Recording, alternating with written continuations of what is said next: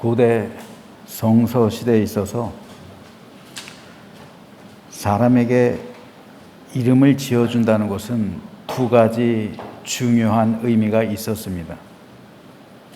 첫째로, 누군가의 이름을 지어준다는 것은 그 사람이 자기의 소유라는 것을 의미했습니다.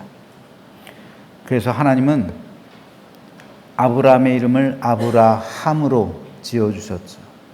사레의 이름을 사라로 지어주셨고요. 또 야곱의 이름을 이스라엘이라 지어주셨습니다. 이것은 이제부터 너희는 나에게 속한 사람이라는 것이, 너희의 주는 곧 나다라는 의미입니다. 둘째로, 부모가 자식의 이름을 지어줄 때는 두 가지를 의미했어요. 먼저 부모의 소망을 담아 축복하는 이름으로 지어줄 수도 있었고요. 또 부모 자신이 지금 당하고 있는 현실을 담아서 자식에게 이름을 지어줄 수도 있었어요. 대표적으로 갈렙이란 이름이 있는데, 갈렙은 개 혹은 노예, 종을 의미하는 말이에요. 개는 굉장히 유대인들에게 있어서 부정적인 이미지예요. 들개를 의미했거든요. 아주 부정한 짐승이에요. 근데 아버지가 아들의 이름을 개라고 지어줬단 말이죠.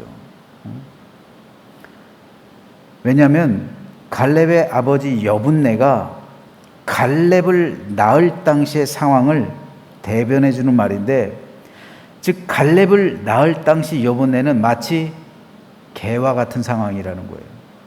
개처럼 살고 있었다는 거예요. 이집트에서, 애굽에서 노예의 상태가 되어서 개처럼 비참한 상황을 살아가고 있었다. 그런데 그 상황에서 아들이 나니까 그 이름을 갈렙, 개라고 지어준 거예요. 노예라고 지어준 거예요. 이렇게 부모는 자식의 이름을 지을 때 지금 자기의 상황과 처지를 대변하는 것으로 지어주기도 했어요. 창세기 29장과 30장에서는 레와와 라헬이 아들들의 이름을 지어주는 것에 대해서 기록하고 있어요. 특이한 것은요, 야곱의 12아들, 그 아들들의 이름을 야곱이 지어주지 않았다는 거예요. 다 엄마가 지어줬어요. 엄마들이 지어줬어요. 루벤, 레위, 유다, 요셉, 이 모든 이름은 야곱이 지어준 게 아니라 다 엄마들이 지어줬어요. 그런데 레와와 라헬이 아들들의 이름을 짓는 방식이 사뭇 달랐어요. 즉 부모가 자식의 이름을 지어줄 때는 둘 중 하나라고 그랬죠. 고대 세계에서는 부모의 소망을 담아 축복하는 이름으로 지어줄 수도 있고, 또 부모 자신의 현실을 담아 자식에게 갈렙과 같은 이름으로 지어줄 수도 있다고 했어요. 이에 대해 정확한 예가 되고 있는 것이 바로 레아와 라헬입니다. 즉 레아는 아들들의 이름을 엄마의 소망을 담아 축복하는 이름으로 지어줬어요. 그래서 레아의 아들들의 이름에서는 하나님이라는 단어가 많이 발견돼요. 반면에 라헬은 아들들의 이름을 자신의 현실을 담아 지어줬어요. 마치 여분네가 아들의 이름을 갈렙이라 하듯 라헬도 자기 아들들의 이름을 그런 식으로 지어주었습니다. 오늘은 이 두 가지에 대해서 비교하며 살펴보도록 하겠습니다. 먼저 오늘 본문에는 레아가 아들들의 이름을 지어주고 있는 것에 대해서 기록하고 있는데, 하나같이 축복하는 이름으로 지어주고 있어요. 레아는 모두 7명의 아들의 이름을 지어줘요. 그런데 레아가 지어준 아들들의 이름의 뜻을 보면 이렇습니다. 먼저 장남이었던 르우벤은 보라 아들이다. 둘째 시므온은 하나님께서 들으셨다. 하나님께서 내 기도를 들으셨다. 하나님이란 단어가 등장해요. 셋째 레위는 연합함, 유다는 찬송함, 갓은 복됨, 아셀은 기쁨, 이사갈은 값진, 값지게 살아가라. 이게 얼마나 좋은 이름들이에요. 참 좋은 이름, 축복의 이름을 자식들에게 지어주고 있는 거예요.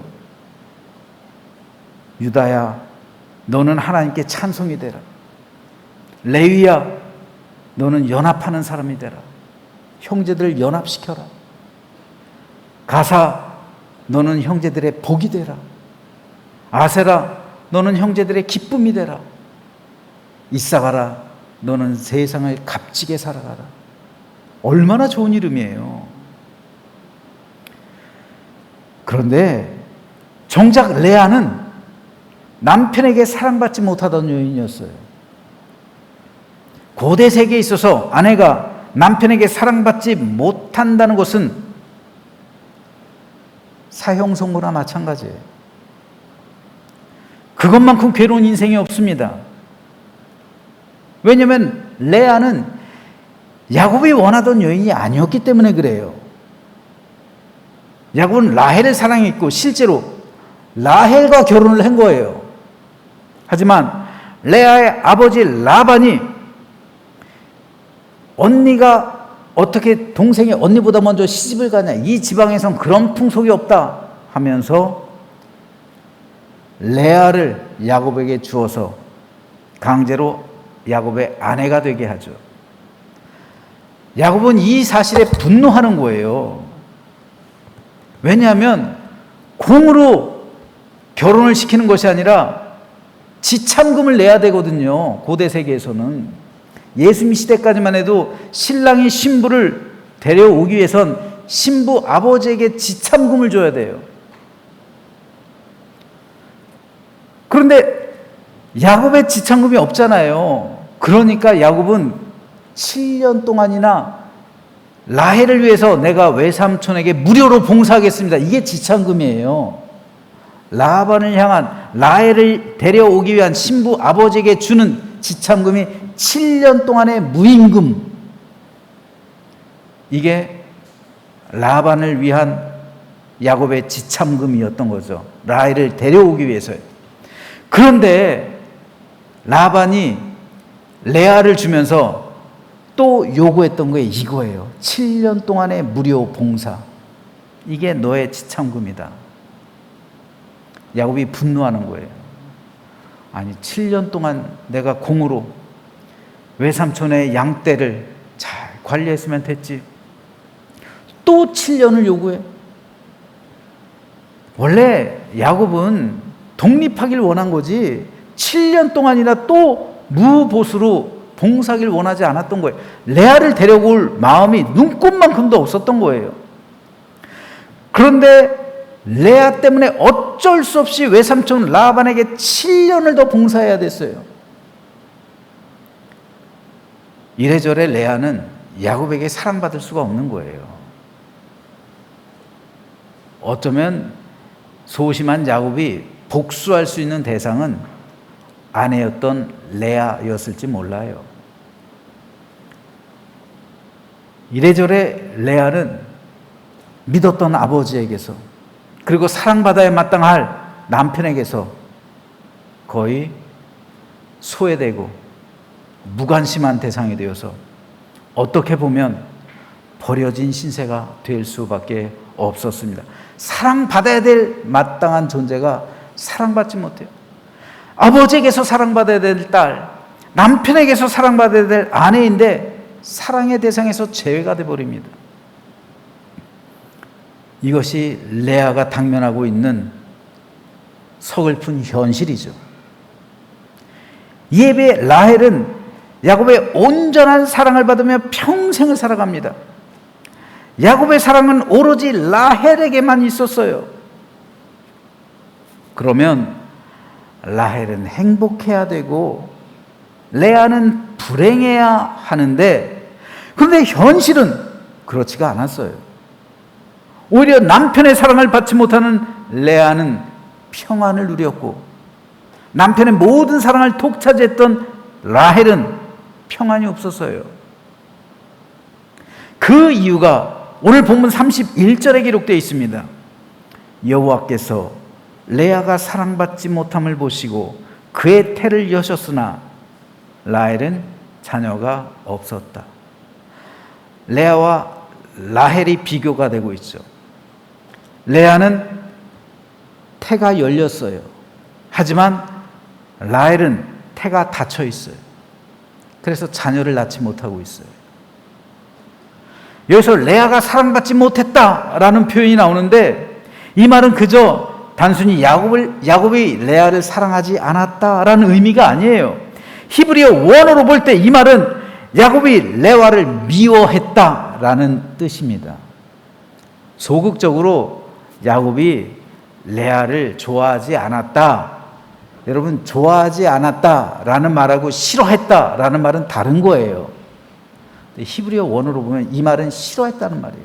미워했다는 말입니다. 원치 않았던 아내, 속아서 결혼한 여자, 이 레아를 야곱은 사랑하지 않은 것이 아니라 싫어한 거예요. 소극적으로는 사랑하지 않은 거지만 적극적으로는 싫어한 겁니다. 미워한 거예요. 야곱은 단지 남편으로서 의무를 다하기 위해서 레아에게로 어쩔 수 없이 들어간 거예요. 실제로는 미워한 거예요. 그런데 하나님은 남편에게 미움받는 레아, 그 레아를 불쌍히 여겼다는 거예요. 레아의 여자로서의 인생이 하나님 보실 때 참 서글픈 거예요. 그래서 레아가 긍휼히 여김을 하나님께 받았다는 거예요. 그래서 레아가 사랑받지 못함을 보시고, 여자로서 행복을 누려야 되는데 사랑받아야 되는데 그 사랑받지 못하고 오히려 야곱이 싫어하고 미워하고 그리고 좋아하지 않는 그러한 안타까운 현실을 하나님께서 바라보셨다는 거예요. 사실 레아가 무슨 잘못이 있겠습니까? 한 남편의 아내로서 사랑받고 살고 싶은, 그 행복한 가정을 꾸리고 싶은 그런 것은 모든 여인이 갖는 한결같은 마음이죠. 그런데 남편이 나를 싫어하고 미워한다면 고대 세계에서 하물며 그 여인의 삶이 어떻겠습니까? 자신의 삶을 한탄할 수밖에 없어요. 하나님께서 보신 것이 바로 그겁니다. 그래서 하나님은 레아의 태를 열어 주었다는 거예요. 야곱은 평상시에 라헬의 숙소에서 살았어요. 평상시에 야곱은 라헬하고 같이 사는 거예요. 레아는 떨어진 곳에서 홀로 사는 거예요. 그런데 레아의 남편으로서 어쩔 수 없이 남편의 의무를 이행하기 위해서 레아의 숙소를 가끔 찾는데, 이상하게 그때마다 레아가 아들을 낳는 거예요. 참 신기하죠. 라헬은 계속 붙어 있는데 라헬에게선 아기가 생기지 않아요.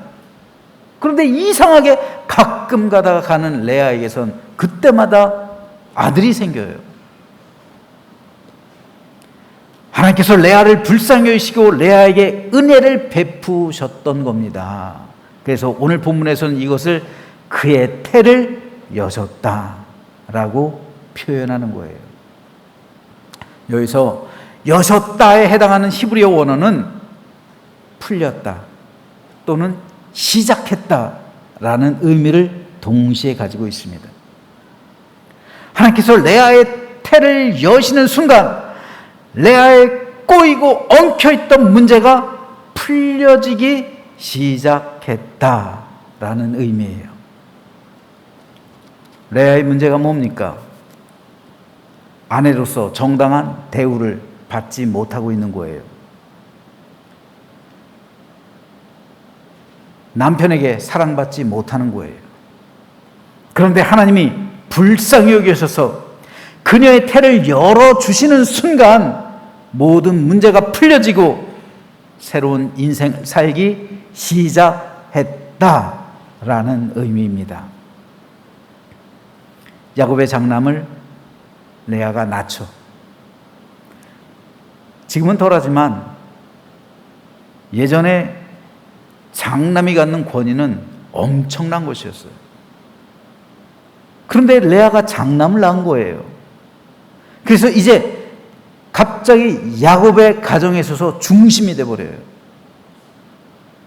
그래서 레아가 장남을 낳고 얼마나 기뻤던지 그 이름을 보라, 아들이다 라고 지은 거예요. 그리고 둘째 시므온의 이름을 하나님께서 내 기도를 들으셨다. 하나님께서 들으심이에요. 하나님께서 내 기도를 들어주셨다. 여호와께서 응답하셨다라는 이름 시므온이라고 지어준 거예요. 그리고 셋째 레위의 이름을 연합함이라고 지어준 거예요. 첫 번째로는 나와 남편이 이제 연합하게 될 것이다. 그런데 레위 지파가 하나님과 하나님의 백성을 연합하게 하는 제사장 지파가 되잖아요. 레위인들은 성전에서 일하는 직분을 맡게 되잖아요. 레위 지파는 하나님과 사람 사이를 연합하게 하고 백성과 백성을 연합하게 하는 지파예요. 이름대로 된 거예요. 레아가 지어준 이름대로 레위 지파는 연합하게 하는 사명을 가진, 그리고 연합하게 하는 직분을 가진 지파가 되었어요. 뿐만 아니라 레아는 넷째 아들의 이름을 유다라고 짓죠. 찬송이란 뜻이에요. 이제는 하나님을 찬송할 것이다. 하나님께 찬송이 될 것이다. 네 형제에게 찬송이 되라. 다윗이 유다 지파에서 났잖아요. 메시아이신 예수님 역시 유다 지파에서 나셨잖아요. 다윗은 하나님을 실제로 찬송한 사람이었습니다. 시편에서 하나님을 찬송하는 다윗의 시가 얼마나 많습니까? 또 메시아가 다윗의 후손으로 오셔서 모든 인류의 찬송이 되잖아요. 역시 레아가 지은 이름대로 되어요. 형제들의 찬송이 돼요. 그 외에 레아는 가세 이름을 복됨이라고 짓죠. 참 복되고 복되도다 내 아들아, 너는 그렇게 형제들의 복이 되어서 살아라. 또 아셀의 이름을 기쁨이라고 줘요. 너는 형제들의 기쁨이 되라. 마지막으로 이사갈의 이름을 값짐이라고 줍니다. 너는 값지게 살아가라. 세상에서 값 있는 사람이 되라. 얼마나 복된 이름들이에요. 레아는 그 아들들의 이름을 모두 축복의 의미를 담아서 지어줬어요. 그리고 그 아들들은 이름대로 돼요. 레아는 비록 남편에게 사랑받지 못하는 삶을 살아갔지만 하나님이 긍휼히 여기셔서 레아의 태를 열어주시는 순간 모든 인생의 문제가 풀리게 되었고 새로운 인생을 살기 시작했던 겁니다. 그래서 그 아들들의 이름을 자신의 소망을 담아 축복의 이름으로 지어줬고 그 아들들은 레아가 지어준 이름 그대로 축복을 받게 되었던 겁니다. 우리 인생의 모든 문제를 해결하는 열쇠가 바로 여기에 있습니다. 우리는 저마다 해결하지 못하는 상처, 아픔, 괴로움, 고통을 가지며 살아갑니다. 이것이 얼마나 우리의 삶을 고통스럽게 만듭니까? 이 문제들로 인해 밤잠 설치고 고민할 때가 얼마나 많습니까? 그리스도인들 가운데서도 상당수가 우울증에 시달린다는 보고가 있습니다. 왜 그렇습니까? 그만큼 우리 삶엔 평안과 참된 기쁨이 없고 안식이 없다는 거예요. 이 모든 문제의 근본은 해결할 수 없는 문제를 내 힘으로 붙들고 있기 때문입니다.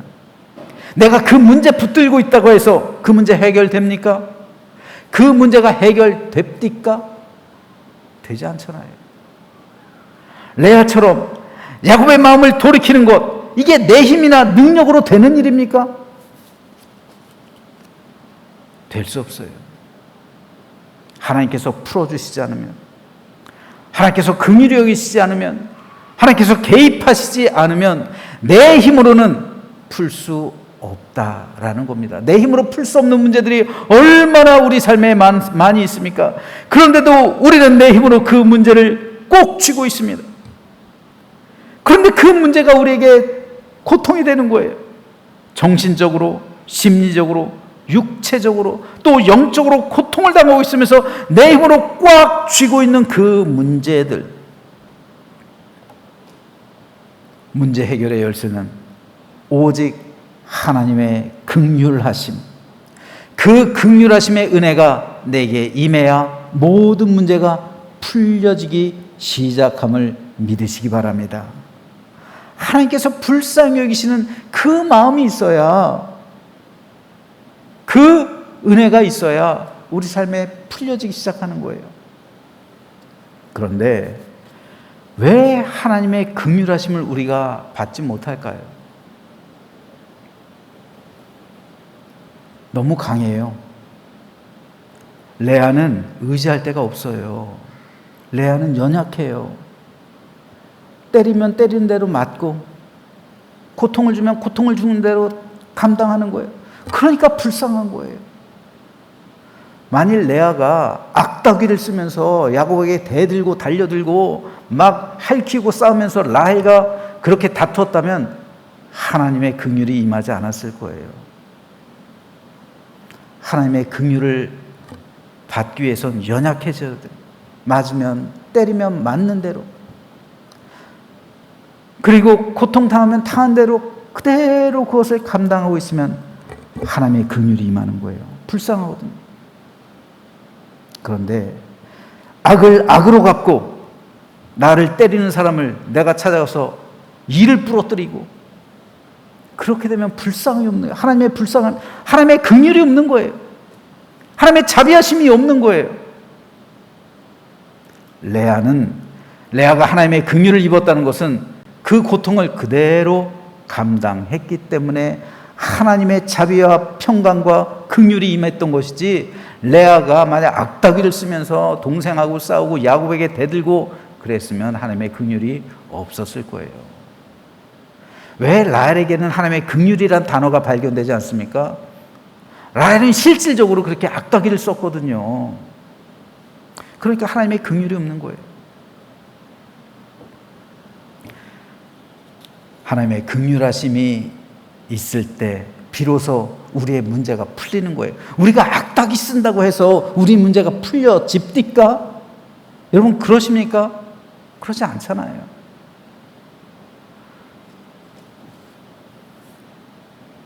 그래서 다윗은 시편 18편에서 이런 고백을 합니다. 나의 힘이신 여호와여, 내가 주를 사랑하나이다.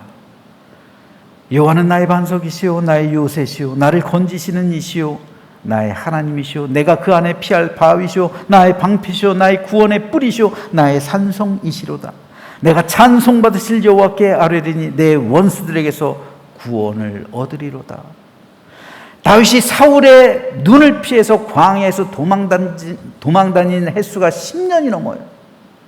600명이 넘는 대가족을 이끌고 다윗을 따르는 무리들과 함께 다윗이 이 광야에서 숨어 지낸 지가 10년이 넘는단 말이에요. 피가 마르는 하루하루예요. 날마다 사울은 다윗을 추격하고 있고요. 매일 도망다니면서, 때로는 사울을 죽일 기회도 2번이나 결정적으로 있었는데도 다윗이 건들질 않아요. 다윗이 악다구를 썼다면 아마 사울을 죽였겠죠. 그랬으면 다윗 왕가가 이루어지질 못했을 거예요. 다윗이 하나님의 긍휼하심을 얻을 수 있었던 결정적인 이유는 오직 하나님만을 의지하고 내가 당하는 고난, 내가 당하는 슬픔, 내가 당하는 역경을 그대로 하나님께 다 맡겨버리는 거예요. 내가 나를 위해서 악으로 악을 갚지 않겠다는 겁니다. 그래서 다윗은 하나님이 나의 힘이라고 고백을 하는 거예요. 그래서 내가 주를 사랑합니다. 주만이 나의 반석입니다. 나의 요새십니다. 나를 건지시는 분이고 나의 바위시고 방패시고 구원의 뿌리시고 산성입니다. 내가 악인들처럼 악인들의 방법으로 살지 않겠습니다. 오직 하나님만 의지합니다. 고백하는 겁니다. 그리고 당하는 거예요. 그것이 하나님의 긍휼을 이끄는 거예요. 여러분, 이것이 성도들이 살아가는 방법이에요. 왜 교회 역사는 피해 역사인 줄 아세요? 공산주의처럼 남의 피를 흘리는 게 아니에요. 내 피를 흘리는 거예요. 순교자의 피는 교회의 씨앗이 되는 거예요. 내 피를 흘렸기 때문에 그 피를 흘려 죽어가는 그 모습 하나님께서 긍휼히 여기시는 거예요. 그리고 거기서 교회의 생명력이 시작되는 거예요. 하나님께서 역사하시는 거예요. 만일 교회가 십자군이 되어서 남들을 정복했을 때 그때가 중세 암흑기잖아요. 남의 피를 흘리면 교회는 쇠락하는 거예요. 타락하는 거예요. 내 피를 흘릴 때 교회가 부흥하고 성장해요. 왜요? 하나님의 긍휼하심과 은혜가 임하기 때문에 그래요. 교회의 부흥과 성장은 하나님의 은혜로 되는 거지 인간의 방법으로 되는 게 아닙니다. 모든 능과 권, 그것은 하나님께 있는 것이지 사람에게 있는 것이 아니기 때문에 그래요. 그래서 다윗은 계속해서 시편 29편에서 이런 고백을 남겨요. 여호와께서 자기 백성에게 힘을 주시며 여호와께서 자기 백성에게 평강의 복을 주시리로다. 어렵고 힘들고 괴로울 때, 사울에 의해서 애매하게 고난을 당하고 때리면 때리는 대로 맞고, 그리고 그 가운데 대항하지 않고 악을 악으로 갚지 않고, 그리고 괴로움과 핍박을 당할 때, 그때 하나님께서 힘을 주시고 자기 백성에게 평강, 샬롬의 복을 내려주신다는 거예요.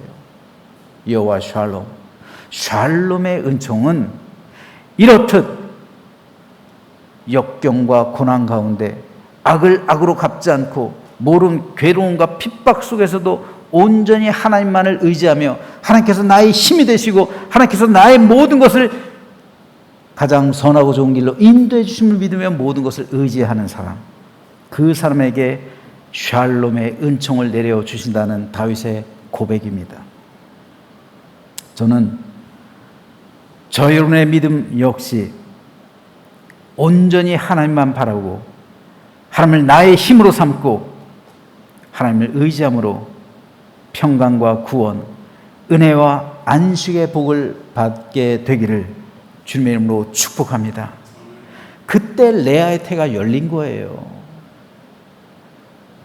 그냥 말없이 고난을 당하고 있는 레아의 모습을 하나님께서 그때 긍휼히 여기시는 거예요. 그래서 하나님께서 레아의 태를 열어주신 거예요. 야곱이 레아를 잘 찾지도 않는데 찾을 때마다 하나님께서 레아의 태를 열어주셔서 아들을 주신 거예요. 하나님의 강권적인 역사심입니다. 그래서 레아의 모든 문제가 해결되기 시작했다라는 말씀을 오늘 본문이 기록하고 있는 거예요. 그래서 성경은 우리에게 이렇게 말씀합니다. 아무것도 염려하지 말고 다만 모든 일에 기도와 간구로 너희 구할 것을 감사함으로 하나님께 아뢰라. 그리하면 모든 지각에 뛰어난 하나님의 평강이 그리스도 예수 안에서 너희 마음과 생각을 지키시리라. 너희 마음과 생각을 보호해 주신다는 거예요. 너희 삶을 인도해 주신다는 겁니다. 그러니 어떤 문제에 대해서 근심하거나 걱정하거나 염려하지 말라는 겁니다. 다만 감사와 기도로 하나님께 나아갈 때 세상의 모든 상식과 이해를 초월하는 하나님의 평강이 그리스도 예수 안에서 너희 마음과 생각을 지켜주시고 너희 삶을 보호해 주실 것이라는 약속의 말씀입니다. 이 평강의 말씀이 오늘 이 자리에 나와 있는 우리 모두에게 임하게 되기를 주님의 이름으로 축복합니다. 부모가 자식의 이름을 지어줄 때 고대 세계에서 레아처럼 부모의 소망을 담아 축복하는 이름으로 지어줄 수도 있고요. 또 여분네처럼 부모 자신의 현실을 담아 자식에게 이름을 지어줄 수도 있다고 했습니다. 첫 번째, 레아에 대해서 살펴봤는데 레아는 부모의 소망을 담아 자식들을 축복하는 이름으로 지어줬습니다. 그런데 라헬은 그렇지가 않았어요. 라헬은 레아와는 전혀 다른 방식으로 마치 여분네가 그 아들의 이름을 게라고 지어줬던 것처럼 그렇게 지어줘요. 라헬은 가장 먼저 단이라는 이름을 지어주는데 단이라는 이름은 억울함을 푸심이라는 뜻이에요. 내 억울함을 풀었다는 거예요. 단을 통해서. 둘째, 납달리라는 이름은 경쟁함이라는 뜻이에요. 이제 언니와 경쟁하게 됐다. 셋째로 지은 요셉은 더함이라는 뜻이에요. 나한테 아들을 더 다오, 더 주십시오. 마지막으로 라헬은 아들을 낳다가 산고로 죽게 되죠. 죽으면서 지은 아들의 이름이 베논이에요. 슬픔의 아들이란 뜻이에요. 내가 이렇게 죽는구나. 참, 너도 참 기구하다. 슬픔의 아들. 라헬은 아들들의 이름을 모두 다 자기 현재 상황과 처지에 빗대서 자기 상황을 대변해주는 그 이름을 지어줬어요. 여분네가 갈렙으로 지었듯이 라헬은 아들들의 이름을 모두 다 자기의 상황을 대변해주는 이름으로 지어줬어요. 이게 레아와 다른 점이에요. 내가 지금 억울하니까 단을 통해 억울함을 풀겠다는 거예요. 납달리를 통해서는 이제 언니와 경쟁해서 이기겠다는 거예요. 요셉을 통해서는 아들을 더 달라는 거죠. 베노니를 통해서는 결국 그 꿈 이루지 못하고 죽는 게 서글프고 또 그 아들의 신세가 불쌍해서 슬픔의 아들이라 이름을 지어줬던 거예요. 레아가 자식의 인생을 온전히 축복했다면 라헬은 자식을 통해 자기의 한을 풀려고 했던 거예요. 이거거든요. 여분네가 갈렙의 이름을 지어준 것은 갈렙을 통해서 내 한을 풀겠다는 거예요. 이게 고대 세계에선 나쁜 의미는 아니에요. 실제로 갈렙을 통해서 하나님의 역사가 있잖아요. 그런데 다른 게 뭐냐면요. 레아나 라헬이나 자식을 사랑하는 마음은 똑같아요. 하지만 자식을 대하는 태도는 다른 거예요. 레아는 자신의 인생이 그 자체로서 행복하길 빌어줬던 것이고요. 라헬은 자녀를 통해서 내 꿈을 이루길 바랬던 거예요. 그래서 내 지금 현재 상황과 처지를 대변해주는 이름으로 자녀들의 이름을 지어요. 여러분, 지금도 많은 어머니들이 어쩌면 이렇게 살아가고 있는지도 몰라요. 라헬처럼 자식을 통해서 내 꿈을 이루려고 할지도 몰라요. 에릭 프롬이 소유냐 존재냐라는 책에서 사람을 사랑하는 데는 두 가지 있다고 말을 하죠. 하나는 존재적인 사랑, 또 하나는 소유적인 사랑. 존재적인 사랑은 그 자체가 소중하기 때문에 그 자체로서 사랑하는 거예요. 소유적인 사랑은 내 것이기 때문에 사랑하는 거예요. 여러분, 자식을 소유적인 사랑으로 사랑하면 안 됩니다. 자식은 내 게 아니에요. 존재적으로 사랑해야지 소유적으로 라헬처럼 사랑해서는 안 되는 거예요. 이게 가정의 고통이 되는 거예요. 라헬이 처음부터 그런 것은 아니었습니다. 라헬이 이렇게 된 이유를 오늘 본문이 말씀하는데, 그것은 라헬은 자녀가 없었다는 기록이에요. 모든 원인이 여기서 시작됐다는 거예요. 라헬도 처음부터 그런 게 아니잖아요. 그 가정 얼마나 행복했습니까? 야곱과 시작할 때. 그런데 레아에게는 하나님의 긍휼하심이 임해서 하나님이 태를 열어주셨는데, 라헬은 그렇지 않았어요. 라헬은 자녀가 없었어요. 자녀가 없었더라라는 이 말은 히브리어로 뿌리를 뽑다 또는 힘줄을 끊다라는 의미예요.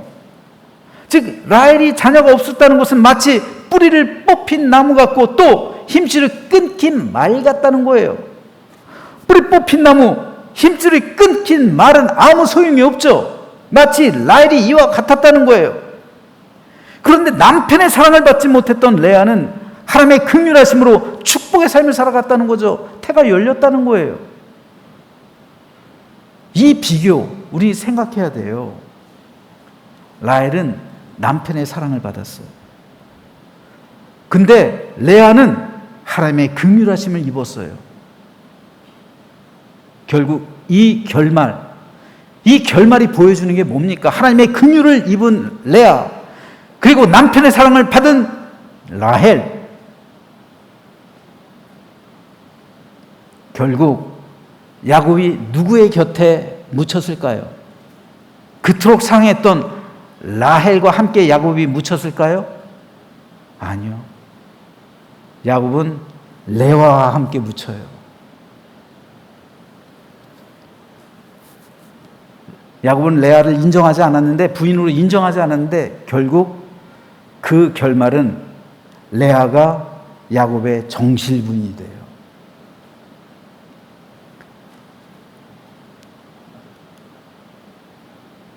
결국 남편의 사랑을 받은 라헬보다는 하나님의 긍휼하심을 입은 레아의 결말이 축복되었다 라는 것을 말해주고 있습니다. 그런데 이것은 오늘 우리의 삶에도 그대로 적용이 됩니다. 어쩌면 저는 오늘 설교를 준비하면서 현재 우리 삶이 라헬 같지 않을까 생각해 봤어요. 많은 사람이 하나님의 은혜와 긍휼을 바라는 것이 아니라 세상의 사랑에 취합니다. 성도들이라 할지라도 세상이 주는 사랑에 취할 때가 많아요. 세상이 주는 사랑이 뭡니까? 우리가 세상을 살아가면서 필요로 하는 마치 야곱과 같은 것들이요. 돈, 명예, 세상에서의 지위, 그와 같은 것들이요. 그런데 하나님 없이 그런 것들을 의지하는 것은 마치 뿌리 뽑힌 나무요, 힘줄 끊긴 말과 같다는 거예요. 세상에서 아무리 많은 사랑을 받고 있어도, 세상에서 아무리 많은 것을 가졌어도 하나님이 그와 함께하지 않으면, 하나님의 은혜와 긍휼이 그의 삶에 없다면 그것은 다 헛된 것이 되고 만다는 겁니다. 그러므로 하나님께서 함께하시고 하나님의 긍휼을 입는 사람이 결국 승리하고 참된 축복을 받아 누림을 오늘 우리는 레아와 라헬의 기사를 통해서 알 수가 있게 됩니다. 그러므로 하나님 없는 재물, 하나님 없는 평안, 하나님 없는 성공과 형통은 모두 뿌리 뽑힌 나무 같고 힘줄이 끊긴 말과 같은 사실을 다시 한번 깨닫게 됩니다. 그러므로 저는 저와 여러분 모두의 삶이 하나님의 은혜와 긍휼의 손길로 살아가게 되시길 바랍니다. 그래서 임마누엘의 은총, 샬롬의 은총을 누리며 언제나 우리 주님의 사랑 가운데 참된 만족과 행복을 누리며 살아가는 승리하는 우리 모두가 되시기를 주님의 이름으로 간절히 축원합니다.